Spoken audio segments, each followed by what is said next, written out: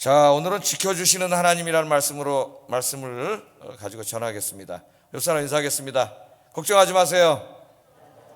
하나님이 지켜주시잖아요. 믿습니까? 불안해하지 마세요. 하나님이 지켜주시잖아요. 하나님 믿고 삽시다. 여러분 인사한 것처럼 하나님이 지켜주신다는 믿음이 확고하게 내 안에 자리 잡으면 불안이 사라지고 두려움이 사라집니다. 하나님에 대한 믿음이 흐려지면은 세상밖에 보이지 않아요. 코로나 바이러스밖에 보이지 않고 세상의 풍랑밖에 보이지 않습니다. 그러면 두렵죠. 우리 인간이 약한데 어떻게 안 두려울 수가 있겠어요? 그러나 전능하신 하나님이 내 옆에 계심을 우리가 확고히 믿으면 두려움이 싹 사라지죠. 그것은 제가 늘 체험하고 사는 거기 때문에 자신 있게 여러분들에게 말씀드릴 수 있습니다. 하나님을 의지하고 살면 두렵지가 않아요. 그래서 이 두려움이라는 그런 단어가 사실 저에겐 별로 이렇게 공감이 되지 않습니다. 안 두렵기 때문에. 그러나 이제 많은 분들과 이야기를 하고 또 이렇게 글을 읽고 그러면 정말 많은 분들이 두려움, 불안 때문에 힘들어하고 있는 것 같아요. 그것은 두려움과 불안은 영적인 병이라 했습니다.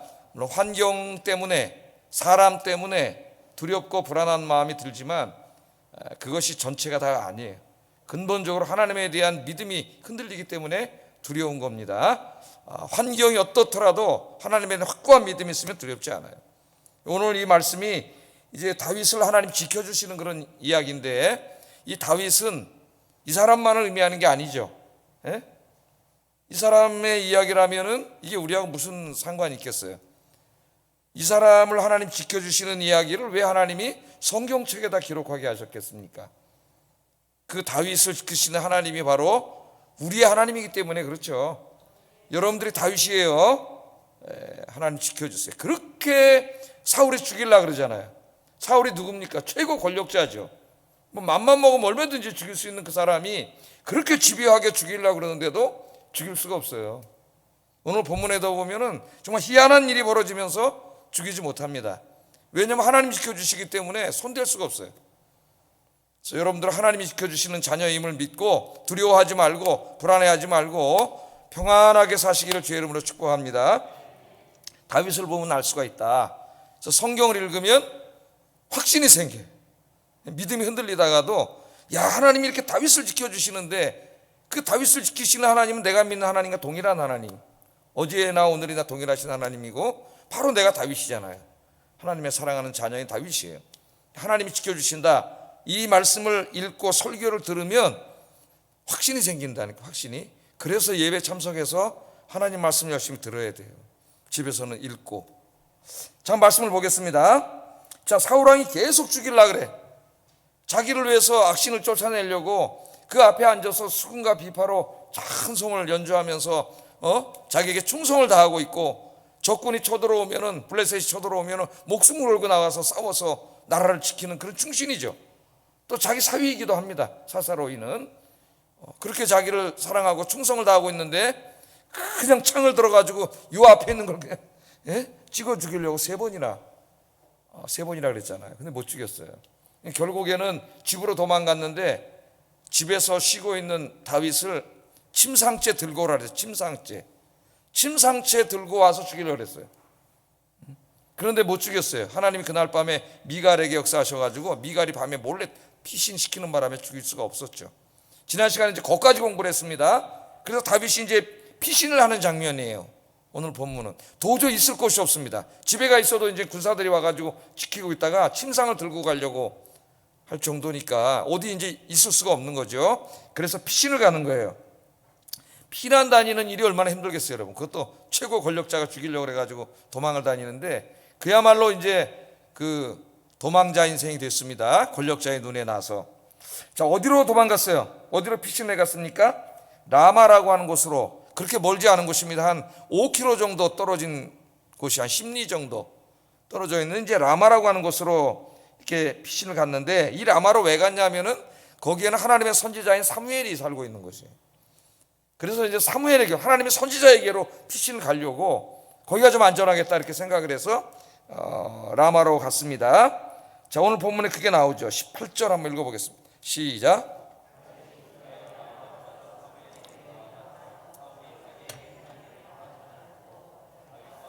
예, 거기 보면은 라마에 있는 사무엘에게로 도피를 해가지고 이제까지 있었던 일들을 하나님의 선지자에게 다 이야기를 했다 그랬습니다. 사울이 자기에게 행한 일이니까 어떤 일을 얘기한 거예요? 죽이려고 한 거죠. 자기는 충성을 다한 것밖에 없는데, 정말 왕을 위해서 충성을 다한 것밖에 없는데 시기를 해가지고 죽이려고 하는 이 이야기를 이제 다 했다는 얘기예요. 자, 사무엘은 다윗의 이야기를 듣고 아마 깊은 공감을 했을 겁니다. 왜냐하면은 사무엘 자신도 이 사울 왕이 자기를 죽일 것을 두려워한 적이 있었기 때문이에요. 언제 그랬어요? 하나님이 사무엘에게 찾아와서 저 사울은 내가 버렸다 이제 버렸고 내가 이새의 아들 중에 한 사람에게 기름을 부어서 왕으로 세우려고 하니까 네가 가서 그 사람에게 왕으로 기름을 부어라. 그랬더니 사무엘이 그때 하나님께 하신 말씀이 한 말씀이 바로 그 두려움에 관한 이야기입니다. 자, 16장 2절 우리가 공부했는데 한번 읽어보겠습니다. 시작. 사울이 들으면 나를 죽이리이다. 사무엘도 두려워했어요. 내가 당시 가가지고 새로운 왕을 세우는 기름을 부으면 정치적인 면에서 보면 역적이죠. 역적이잖아요. 왕이 있는데 다른 사람에게 기름을 부어? 그럼 죽을 수밖에 없는 거죠. 그렇게 되면 사울이 자기를 죽일 거라는 걸 두려워하고 하나님에게 한 말이에요. 내가 어떻게 가서 그런 일을 합니까 하나님? 이거 알면 사울 왕이 날 죽일 텐데요. 그래서 그 죽음의 위협을 느꼈었어요. 그래서 하나님이 어떻게 했습니까? 공개적으로 하지 않고 은밀하게 하도록 이야기를 했죠. 제사 지내는 척하고 가서 그 가족을 만나가지고 남들은 아무도 모르게 은밀하게 다윗과 자기만 그 고기만 알게 그렇게 왕으로서 기름을 붓게 하나님께서 허락을 하시는 내용이 16장에 그렇게 나옵니다. 사무엘은 자신의 경험을 통해서 다윗의 처지를 충분히 이해하고 공감할 수가 있었습니다. 왜냐하면 사람은 같은 처지에 있어 보았을 때 그 사람을 가장 잘 이해할 수 있어요. 그래도 우리는 다른 사람의 고통을 완전히 다 이해할 수는 없습니다. 나도 알아. 그렇지만은 잘 몰라요. 우리는 사실 사람마다 다 다르고 고통당하는 게 다 다르기 때문에 잘 몰라요. 그래도 비슷한 처지에 있어 봤던 사람은 그래도 그 사람의 마음을 완전히는 알 수 없지만 어느 정도는 공감할 수 있습니다. 더 잘 공감할 수 있고, 사울 자신도 그런 두려움을 느껴봤기 때문에 뭐 자기하고 비교할 수 없는 거죠. 이 다윗을 막 죽이려고 실제로 그랬으니까 충분히 이해를 했습니다. 자, 고난이 많은 사람들이 이 고난 가운데 있는 사람들을 가장 잘 위로할 수가 있어요. 그래서 때로는 고난이 많은 사람들을 통하여 하나님이 고난당하는 사람을 위로하게 하실 때가 많이 있죠. 그래서 여러분 인생에 고난이 많습니까? 나에게 사명이 있구나 그렇게 생각을 하세요. 이제 그 고난 속에서 하나님의 위로를 경험하게 되고 치유를 받게 되면은 똑같은 인생의 고난에 있는 많은 사람들을 위로할 수 있어요. 그런 고난을 당해보지 않은 사람은 그 말로는 위로할 수 있지만 전혀 위로가 되지 않아요. 뜬구름 잡는 얘기만 하죠. 그러나 정말 그 아픔, 비슷한 아픔을 겪어본 사람은 정말 한마디를 하더라도 완전히 아니더라도 충분히 잘 이해할 수가 있습니다. 그래서 사도 바울도 그런 고백을 했어요. 고린도후서 1장 4절에 이 바울만큼 고난을 많이 당한 사람이 어디 있습니까? 신약에서는 사도 바울이고 구약에서는 다윗이에요. 다윗. 고난을 많이 받는 사람. 근데 하나님 제일 사랑하는 사람이에요. 두 사람 다. 자, 한번 읽어보겠습니다. 시작.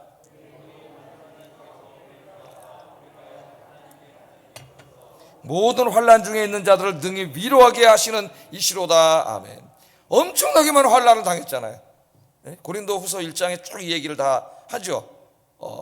이 사도 바울이. 그런데 그 고난을 엄청나게 많이 당했는데 그 환난과 고통 속에서 정말 놀라운 은혜를 받았는데 하나님의 위로를 넘치도록 받은 거예요. 그러니까 위로하시는 하나님을 체험한 거죠. 그래서 그 환난을 당한 것 그 가운데 하나님 위로를 받은 위로로 이제는 지금 고난받고 있고 똑같이 환난을 받고 있는 고린도 교인들을 충분히 더 많이 위로하는 사역을 감당하고 있다. 그런 고백을 하는 겁니다. 그래서 유독 어떤 분은 삶에 고난이 많은 분이 있는데 하나님께서 그 고난을 치유해 주시고 위로를 경험하게 하심으로 이제 다른 사람을 위로하는 사명이 있어요. 그래서 다른 사람을 위로하는 사명자들은 고난이 있을 수가 있어요. 하나님이 고난 속에 위로해 주심으로 하나님께 바른 위로로 다른 사람을 위로하는 거죠. 그럼 고난이 많습니까? 힘들지만 감사하세요. 고난을 기뻐하는 건 아니라 그랬어요. 제가 주일날 고난 가운데 기뻐하는 거지. 왜? 그 가운데 하나님이 이런 은혜가 있기 때문에 고난 가운데도 기뻐하는 거지 고난 자체를 기뻐하지는 말라 그랬어요. 그래서 여러분, 하나님 나를 쓰시려고 하는구나 그렇게 생각하시고 기도하셔서 하나님의 위로를 충만히 체험하시고 주변에 힘든 사람들 위로하는 여러분 되기를 주의 이름으로 축복합니다. 이만큼 귀중한 사명이 어디 있겠어요. 힘들어하는 사람이 너무나 많은데 내가 말만 하면 위로받고 위로가 된다면은 그 사람만큼 하나님께 쓰임받는 사람이 어디 있겠어요. 그래서 여러분들 기도하셔서 정말 많은 사람들 위로하시기 바랍니다. 한마디 말을 하더라도 위로하고 격려하고 힘을 주고 용기를 주는 말을, 그런 말만 하시기를 주의 이름으로 축복합니다. 자, 사무엘은 그걸 충분히 공감했기 때문에 다윗을 보호하기로 작정을 했어요. 자, 다윗을 왕이 죽이려고 그러는데 숨겨줘? 그것도 목숨을 거는 일이에요. 우리 2차 대전 때 유대인들을 나치가 죽이려고 할 때 그 목숨을 걸고 유대인들 지켜준 사람들이 있죠. 참 대단한 사람들입니다. 그 사람들 붙잡히면 자기도 죽는데요, 가스실로 끌려가는데 살려줬죠. 우리가 그런 책들을 통해서, 영화를 통해서 그런 장면을 많이 보는데, 오늘 사무엘도 다윗을 보호하기로 작정을 했어요. 권력이 아부하려면 가서 신고해야죠. 그럼 자기는 편해요. 왕한테 상도 받고 평생을 편안하게 살 수가 있습니다. 그러나 그 자기 양심과 하나님 앞에 어떻게 그 사람의 인생을 살아가겠어요. 그래서 이제 보호하기로 작정을 하고 다윗을 데리고, 그럼 나랑 살자, 내가 지켜줄게. 그래서 나옳이라고 하는 곳으로 데리고 갔다 그랬습니다. 18절 하반절에 보면 나옳으로 가서 살았더라. 그러니까 어떻게 보면 불끄댕이를 안고 사는 거나 마찬가지. 걸리면 다 죽어요. 나옳으로 가서 살았더라, 그렇게 얘기를 하고 있습니다. 자, 여기 나옳이라고 하는 곳은 어떤 곳이냐면은 사무엘이 이제 선지자 생도들을 모아놓고 하나님의 말씀을 가르치고 선지자들을 양육하는 그런 곳이었어요. 선지자 학교가 많이 나오죠. 엘리사, 엘리야 이야기에도 나오고. 그러니까 지금으로 말하면 뭐예요? 신학교라고 할 수가 있겠죠. 신학교에서 이제 앞으로 하나님의 선지자하고 똑같지는 않지만 목회자들을 양성하기 위해서 이제 사람들을 불러서 거기서 교육을 시키죠. 그래서 이 신학교를 뭐라 그러냐면은 옛날에 선지동산이라고 했어요. 선지동산이라 그랬습니다. 우리를 선지동산으로 불러주셔서 감사합니다 그랬어요.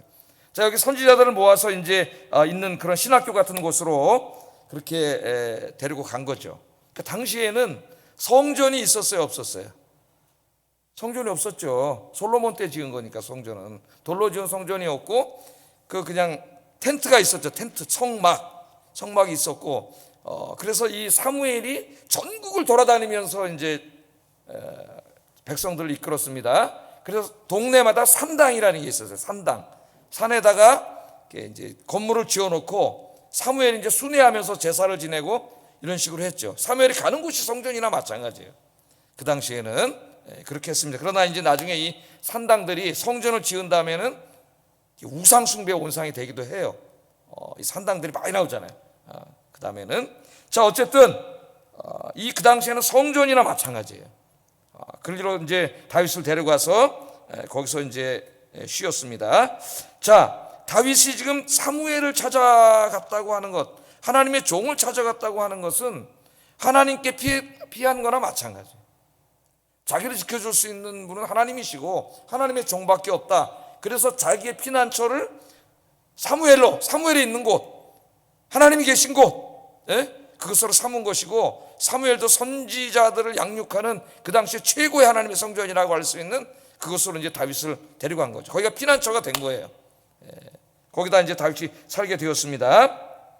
다윗은 이 선지동산에서 안전하게 자기 몸을 지키면서 살면서 중요한 걸 깨닫습니다. 자기 평생에 중요한 걸 깨달아요.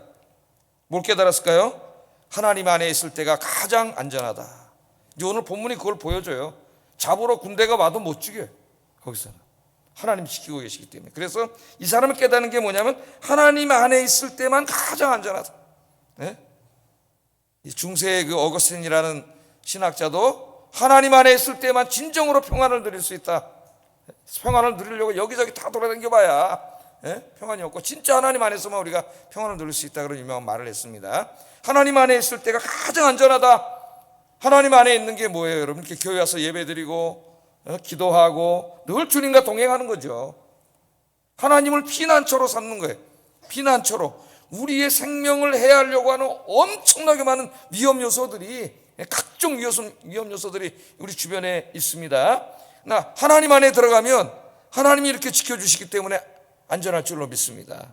그래서 이제 나중에 그 다윗의 시편들을 보면은요, 이 피난처에 대한 기도가 굉장히 많이 나와요.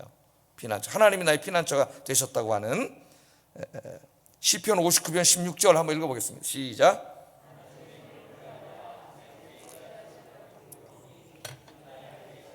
환난 날의 피난처 시민이다. 아멘. 우리의 피난처는 하나님밖에 없어요. 자, 시편 62편 8절 읽어봅니다. 시작. 그를 의지하고 그의 앞에 마음을 토하라. 하나님은 우리의 피난처시로다. 피난처시로.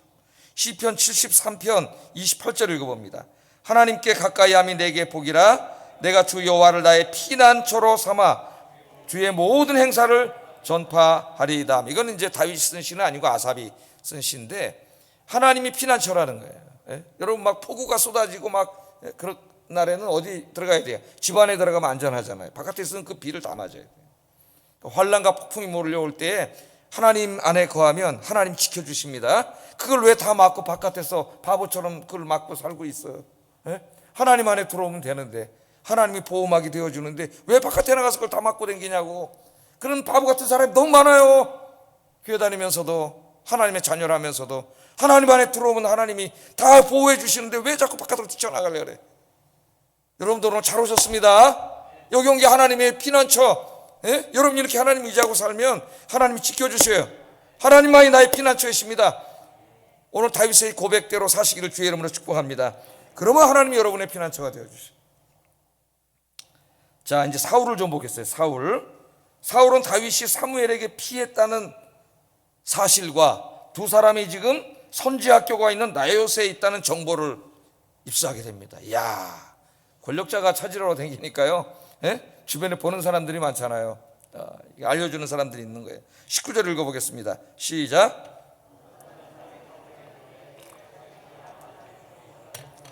어떤 사람이 알려준 거예요. 다윗이 라마 나요스에 있습니다. 당신이 그렇게 찾고 있는 그 다윗이 지금 저 사무엘하고 숨어 있습니다. 선지 동산에. 그렇게 가서 알려준 거죠. 자, 누군가가 다윗을 보았고 그는 권력자에게 잘 보이기 위하여 왕에게 밀고 했습니다. 그는 권력자에게 아부하기 위하여 하나님의 정의를 버린 자이거나 혹은 자기가 지지하는 권력자 편을 들어 하나님을 저버린 자입니다. 우리가 정치적으로 굉장히 혼란한 시기에 살고 있으면서 이렇게 살 수 있어요. 여러분, 우리는 하나님 믿는 사람입니다. 하나님 중심으로 사시기 바랍니다. 자, 사울은 다윗이 사무엘과 함께 나요스에 있다는 보고를 받고 다윗을 잡아오도록 즉시 군대를 보냅니다. 즉시 잡아와라. 자기 집에서 쉬고 있는 사람을 침상째 들고 오라고 한 사람입니다. 이 사람이. 그 집도 누구의 자기 딸이잖아요. 딸 사위고, 차마 밤에는 못 들고 오고 딸 때문에 아침에 들고 오라고. 근데 딸이 살려준 거잖아요. 뭐 나요스에 있다 그러니까 뭐 이게 웬일이냐 해가지고 이제 군대를 보내고 잡아오라 그런 거예요. 자, 지금 선지자, 자기를 누가 왕으로 세웠어요? 하나님이 세웠지만 사무엘을 통해서 세웠죠. 사무엘을 영적인 아버지처럼 생각하고 있던 그런 사람인데 이제 사울이 타락을 하니까 사무엘을 완전 무시합니다. 사무엘하고 있다고 하는데 가서 잡아오라 그래요. 그러니까 하나님의 종이요 선지자요 제사장인 사무엘을 막 이렇게 무시한다고 하는 것은 결국 하나님을 무시하는 행동이에요. 하나님을 두려워하지 않는 사람이 돼요. 죄가 너무 이제 죄를 자꾸 짓다가 죄가 온몸에 퍼지면 하나님을 두려워하지 않는 사람이 됩니다. 그럼 그 사람은 막 가는 인생이 되는 거예요. 아무거나 막 하는 거예요. 하나님을 두려워하지 않으니까.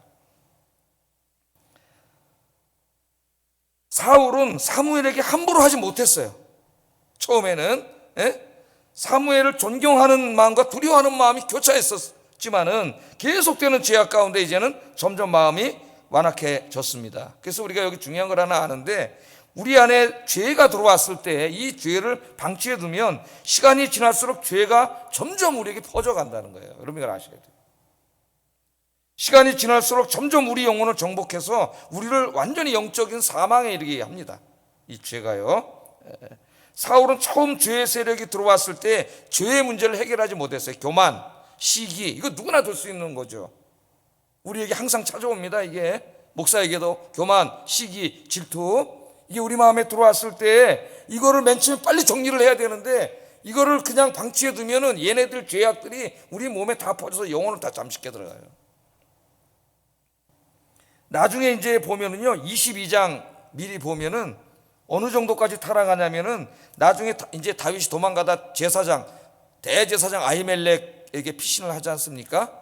근데 그것을 또 누가 가서 일러가지고 사울 왕이 와서 대제사장 아히멜렉하고 그 다음에 함께 있던 제사장 85명을 칼로 죽여요. 제사장들 85명을. 그리고도 성에 앉혀가지고 제사장들이 사는 성읍으로 가가지고 거기는 부녀자도 어린아이들까지 다 죽여버립니다. 놀랍지 않아요? 그 거룩하고 위대했고 성령 충만해서 하나님의 일을 하던 사울이 제사장 85명 칼로 죽이고 성으로 가서 그 가족들과 어린아이까지 다 죽이는 잔인한 살육자가 된다니까요. 죄가 다 퍼져가지고. 그래서 야고보 사도가 이런 말씀을 했습니다. 경고를 했어요. 1장 15절 한번 읽어보겠습니다. 시작. 아멘. 욕심이 잉태하면 뭐를 낳아요? 우리 마음에?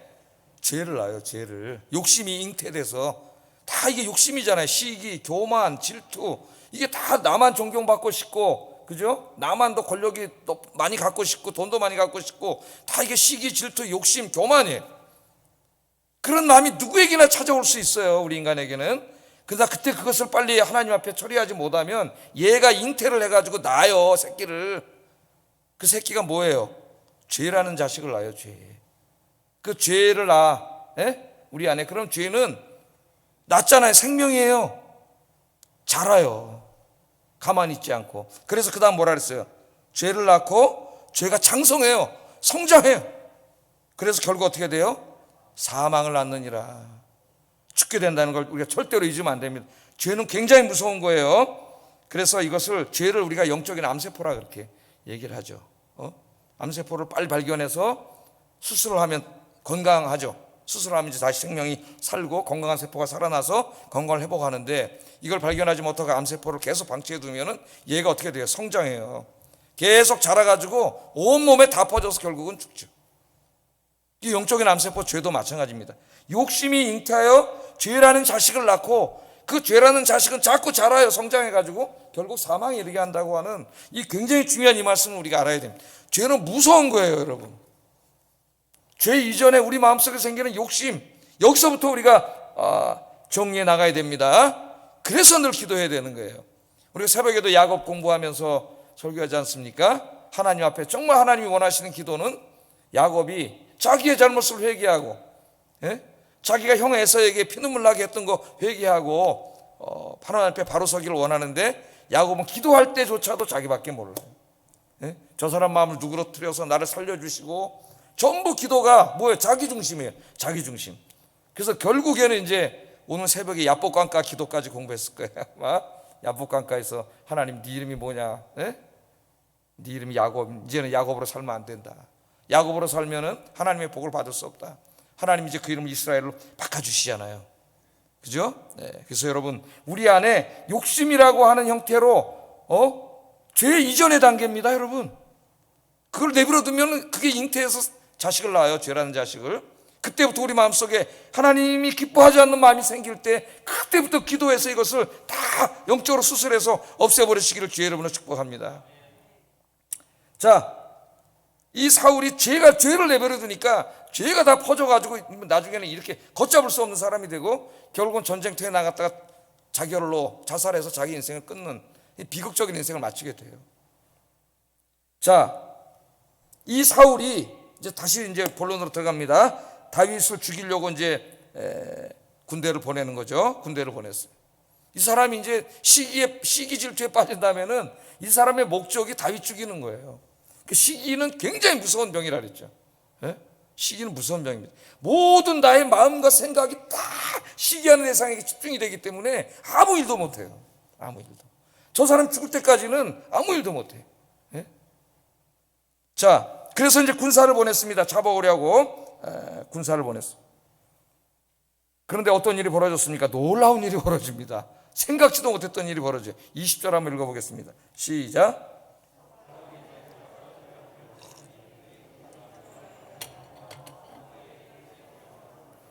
하나님의 영이 사울의 전령들에게 임함에 그들도 예언을 한지라. 여기 이제 사울이 보낸 전령들이라는 것은, 전령들이라고 번역했지만 뭐 소식을 알리러 간 게 아니라 잡으러 간 거죠. 군인들을 체포해 오라고, 이제 끌어오라고 보낸 겁니다. 그래서 잡으러 간 거예요. 뭐 도망갈 데도 없습니다. 이제 거기 딱 잡으러 군인들이 갔는데 뭘 봤어요? 선지자 무리들이 있었고, 선지 학교니까 이제 그들을 아마 그날 예배를 드리고 있었는지 사무엘이 이제 그들을 앉혀놓고 설교를 하고 있던지 이제 같이 그렇게 하고 있었죠. 근데 그들이 도달했을 때에 하나님의 영이 역사하셔가지고 그 선지자들이 예언을 하고 있었다 그랬어요. 그걸 이제 군인들이 잡으러 이제 막 갔겠죠. 한번 여러분 상상력을 발휘해서 한번 생각을 해보세요. 딱 들어가서 문을 팍 이렇게 잡아가려고, 왕명이니까 뭐가 무서워. 딱 열었는데 딱 보니까 그냥 선지자들이 막 예언을 하고 성령이 막 내려가지고 막 이 세상에는 볼 수 없는 그런 신령한 장면이 막 지금 벌어지고 있거든요. 그거를 딱 본 순간 어떻게 됐어요? 예? 정말 상상하지 못했던 일이 벌어지는데, 다윗을 잡으러 왔던 군사들에게 하나님의 영이 임했습니다. 하나님의 영이.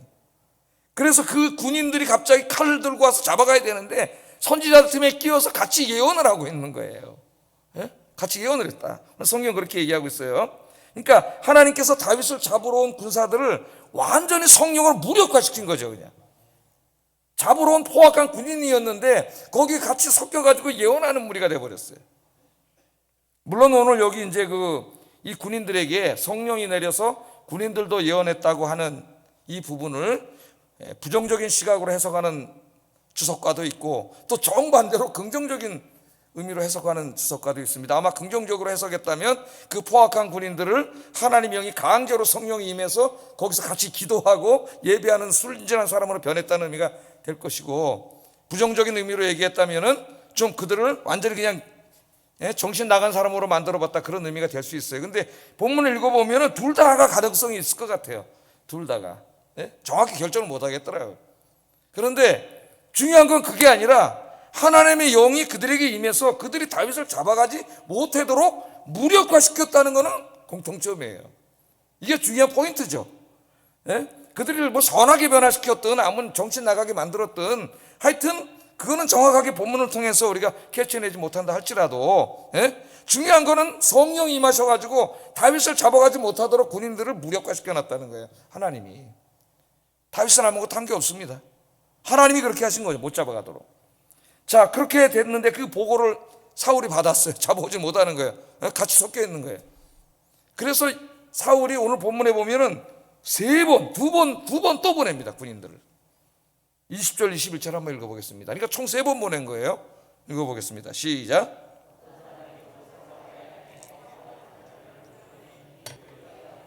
사울이 3번째 다시 전령들을 보냈더니 그들도 또 예언했다 그랬어요. 그러니까 집요한 거죠. 그 정도에 들었으면 깨달아야 되는데 또 보낸 거예요, 군대를. 그랬더니 걔들도 가서 또 문을 확 열고 들어갔더니 그 예언하는 모습을 보았을 때 성령이 임해가지고 그들도 또 그 무리에 섞여서 막 이상하게 된 거죠. 또 무력화된 거예요. 그럼 거기서 깨달아야 되잖아요. 근데 악이 들어가면은 이 악이 엄청나게 집요합니다. 또 보내잖아요, 3번째. 또 보냈더니 이번에도 또 그렇게 됐다. 성경은 그렇게 이야기하고 있어요.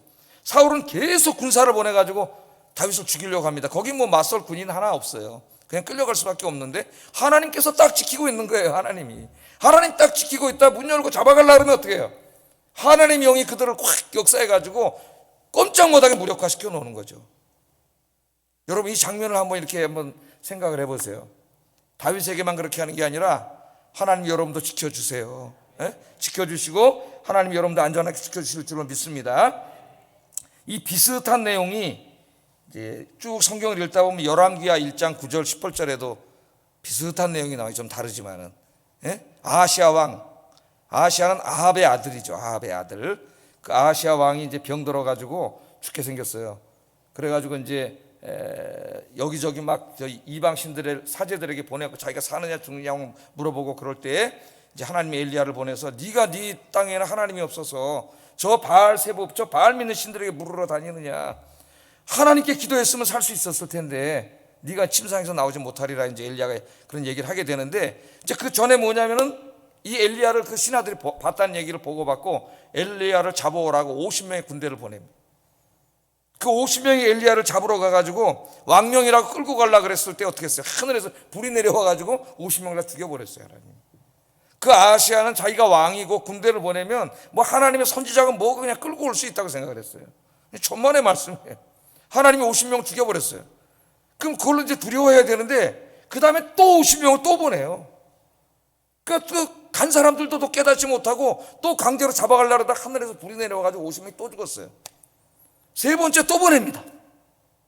그랬더니 이 50부장은 두려워했어요, 하나님. 그래서 찾아가가지고 엘리야한테 잘못했다고 우리 살려달라고 그렇게 해서 그 사람은 죽지 않았어요. 그리고 이제 엘리야가 아하시야 왕을 찾아오는 장면이 나와요. 그러니까 여기도 비슷하죠. 50명씩 50부장에게 명령을 줘서 엘리야 한 사람 잡아오겠다고 50명을 보냈어요, 군인을. 세 번이나 보냈는데 잡아오지 못했습니다. 누가 지켜주세요? 하나님이 지켜주시니까 아무것도 할 수가 없었어요. 자, 사울이 지금 이 세 번이나 이런 일이 있다는 보고를 다 받았죠. 받았으면 여기서 깨닫고 회개해야 되는데 깨닫지 못합니다. 이미 악이 그 사람을 움직이고 있기 때문에 더 악해져요, 사람이. 그래서 이번에는 어떻게 했습니까? 자기가 직접 갑니다. 내가 잡으러 가리라. 하나님 두려워하지 않아요, 이제는. 세 번이나 이런 모습을 보면서. 그래서 자기가 직접 잡으러 가요. 22절, 24절에 이 내용이 있습니다. 한번 읽어보겠습니다. 시작.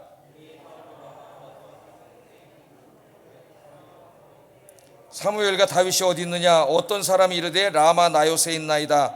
사울이 라마 나요스로 가니라. 하나님의 영이 그에게도 임하시니 그가 라마 나요스에 이르기까지 예언을 하였으며 그가 또 그의 옷을 벗고 사무엘 앞에서 예언을 하며 하루 밤낮을 벗은 몸으로 누웠더라. 그러므로 속담에 이르기를 사울도 선지자 중에 있었느냐 하니라.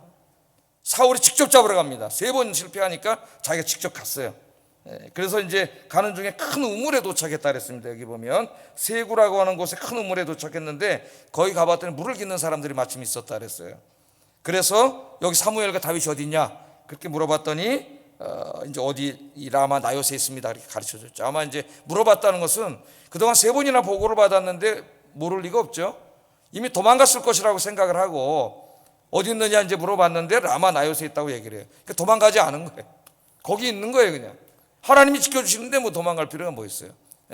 거기 이제 있는 거예요. 그래서 사울이 라마로 이제 향하는데 근데 이제 군인들하고 또 다른 일이 벌어져요.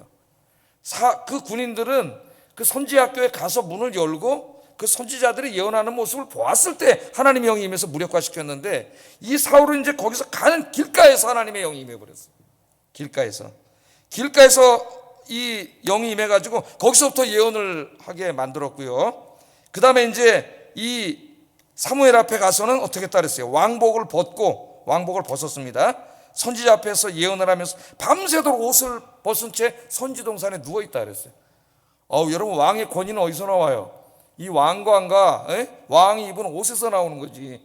거기서 권위가 나오는데 그 길거리에 가면서 왕복을 다 벗고 자기가 하나님의 영이 임해가지고 왕복을 다 벗고 선지자 앞에 가서는 예언하다가 옷을 홀라당 다 벗었는데 진짜 빨개 벗었다는 얘기는 아니고 그 왕복을 벗었다는 얘기예요. 다 벗어 젖혀놓고 거기서 밤새도록 누워 뻗어 있었다는 거예요. 오늘 성경이 놀라운 이야기를 그렇게 합니다. 자, 하나님의 영의 힘 앞에서 사울 왕과 그의 군사들은 속수무책이에요. 아무것도 할 수가 없었습니다. 여기 중요한 게 있어요. 하나님께서 그의 왕복을 스스로 벗게 하셨다는 것은 그가 더 이상 왕이 아니라는 것을 상징적으로 보여줍니다. 그 이후에도 좀 더 왕노릇을 하겠지만 그는 이미 하나님 앞에 왕이 아니에요. 하나님께서 사울을 그 권좌에서 끌어낼 것이라는 것을 보여준 겁니다. 이처럼 사울은 끊임없이 다윗을 죽이려고 했지만 다윗을 죽일 수 없었습니다. 그 이유는 단 한 가지, 하나님이 지키고 계셨기 때문에. 하나님이 지키고 계시기 때문에 어쩔 수가 없어요. 자기가 직접 왔는데도 하나님이 영이 들어와가지고 부정적인 것을 해석한다면 미쳐버리면 돌아서 그냥 옷 다 벗어 제치고 나가서 뽑게 만들어 놓은 거예요. 아무것도 할 수가 없는 거예요. 하나님이 철저하게 이렇게 하나님의 사람을 지켜주심을 오늘 사무엘 저자를 통해서 우리에게 가르쳐주고 있습니다. 자, 한번 보세요. 지금까지 이제 사울이 다윗을 죽이려고 했던 내용과 하나님이 지켜주시는 방식들을 보세요. 다 다르죠? 다릅니다. 자, 바로 앞에서 창을 집어던져서 3번이나 죽이려고 그랬어요. 사울도 군사예요. 장군이에요. 이걸 못 죽이겠어요? 근데 아마 이렇게 하려고 할 때 손이 이렇게 나갔을 거예요. 그냥 못 죽인 거죠. 하나님 팔을 비틀어가지고 창으로 찔러 죽이려고 그럴 때는 하나님 팔을 비틀어가지고 일로 나가게 만들어서 하나님이 그렇게 살려주신 거죠. 예? 또 침대채 들고 와가지고 죽이려고 그럴 때는 하나님이 그때는 미갈의 마음으로 움직여가지고 또 피신시키게 만들어요. 또 요나단 왕자와 신하들에게 명령을 내려서 다윗을 잡아왔다 죽이라고 명령했을 때는 또 하나님이 요나단의 마음으로 움직여서 요나단이 막 다윗을 변호하게 해가지고 또 사울이 죽이지 못하게 만들어요.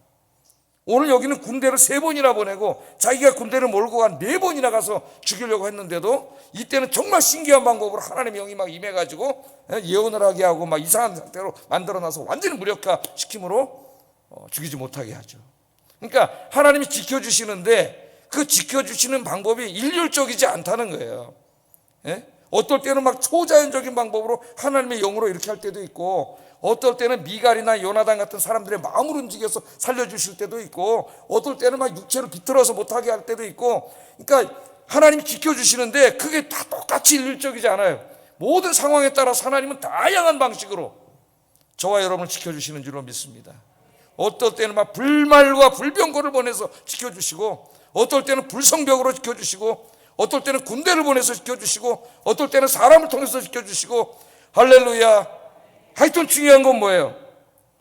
하나님께서는 하나님의 사람을 보호하시고 지켜주신다는 거예요. 지켜주신다. 그 유명한 말씀 다시 한번 읽어보겠습니다. 시편 121편 3절 4절 읽어봅니다. 시작.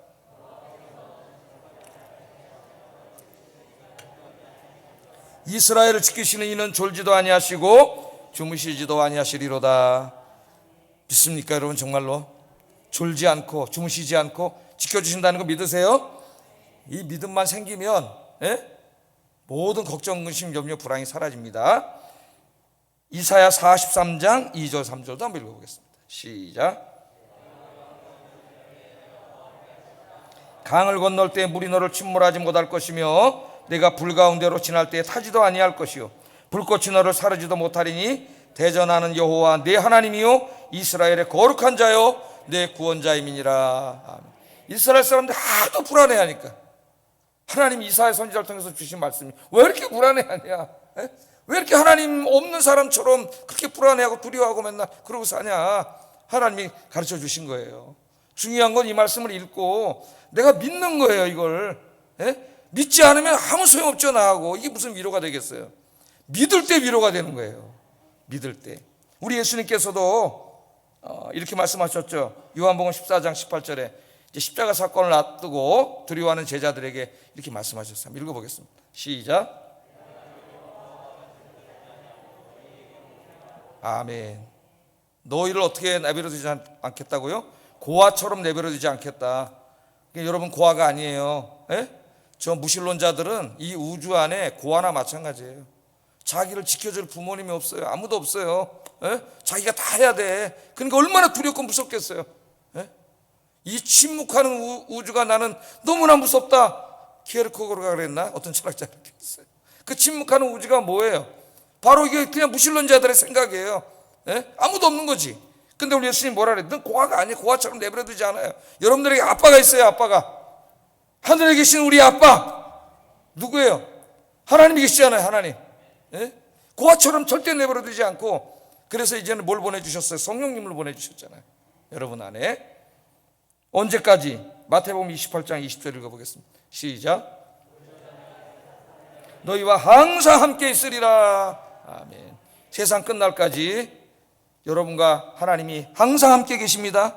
그 성령님을 보내주셔서 지금 이 시간에도 이 예배에 함께 하시고 여러분의 마음속에 내재해 계세요. 함께 계세요. 언제든지 어디로 가든지 하나님이 항상 지켜주시고 인도해 주실 줄 믿습니다. 두렵고 무서운 환경이 우리 삶의 환경들이 우리 주변에 있겠지만은 하나님이 내 옆에 계시는데 뭐가 무서워요? 하나님 붙잡고 평안한 삶을 사시기를 주의 이름으로 축복합니다. 기도하겠습니다. 자, 말씀을 요약하면서 기도의 제목으로 삼고 기도합니다. 하나님만을 인생의 피난처로 삼고 늘 하나님께 나아가 기도하며 살게 하소서. 죄악의 암세포들을 다 잘라내버리고 하나님의 거룩한 백성으로 살게 하소서. 세 번째, 모든 상황에서 다양한 방법으로 지켜주시는 하나님이 늘 내 곁에 계심을 확신하고 하나님만 의지하고 살게 하소서. 기도하겠습니다.